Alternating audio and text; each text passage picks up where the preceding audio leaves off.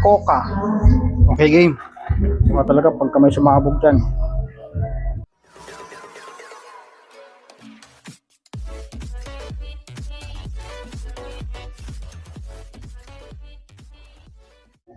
Okay, so wala sana akong balak videoan to guys.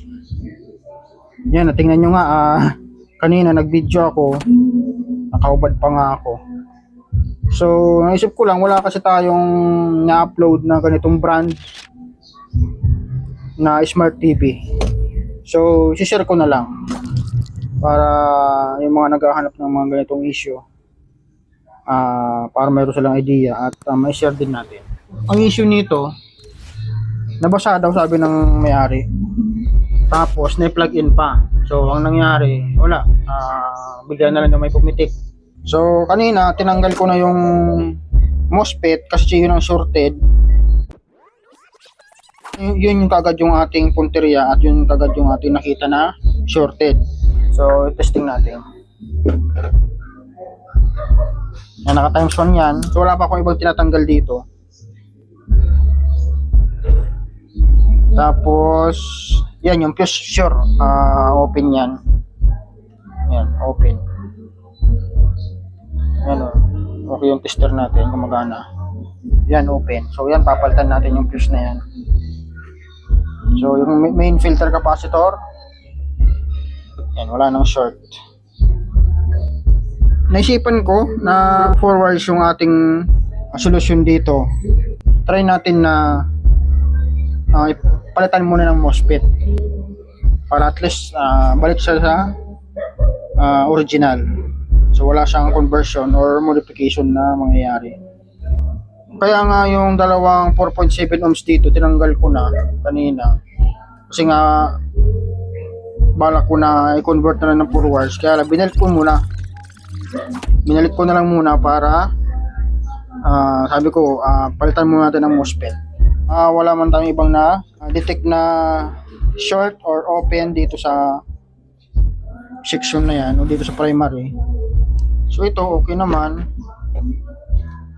yung fusible resistor nito okay naman, wala na rin sa mansang shorted. Ayan, wala man ibang short.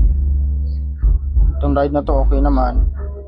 So pati yung bridge type diode natin dito okay naman. Yan. So try muna nating palitan ng MOSFET at yung fuse. Yan, para yun nga, sabi ko nga, para back to original yung ating power supply. Ayan. So ito na guys yung ipapalit natin. Ito yung ayos, ito yung sira. At ito yung fuse na papalit natin. So i-double check natin yung MOSFET. Ito yung sira. Ayan shorted. Ayan baliktaran, palong-palo. So ito yung ipapalit natin.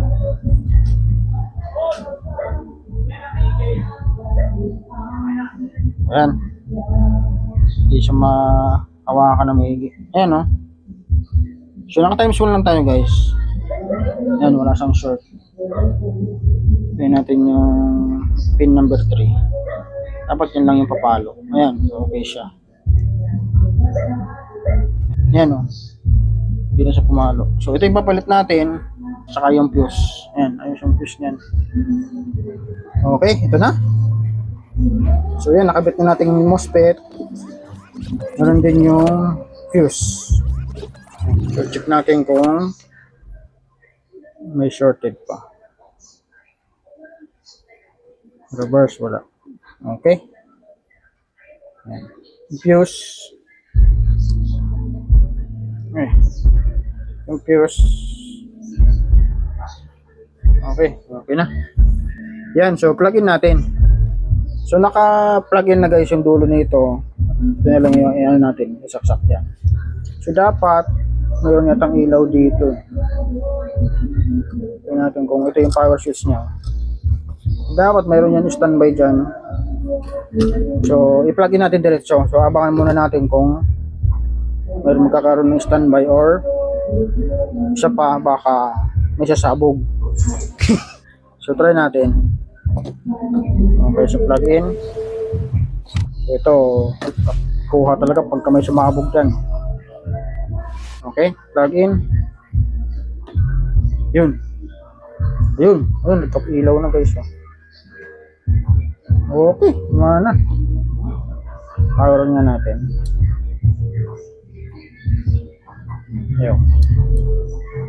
Ayun. Okay, nawala na yung standby. So, pakita natin yung output ng ano kung mayroon. LVDS. Ground. Kita ba yung tester? Puro na lang konti. Saan ba yun? Ito yata. At least dapat mayroon tayong makita na 12 volts. Ito yata.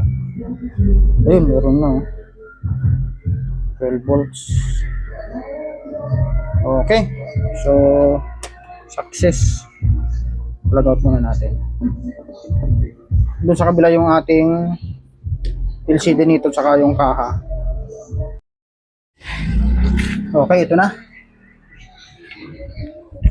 So, nakabit na natin guys at i-plug in. Oh.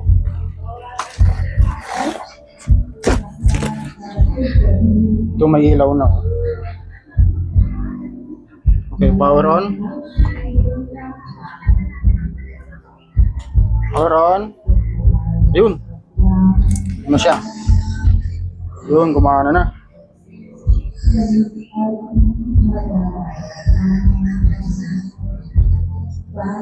Yun.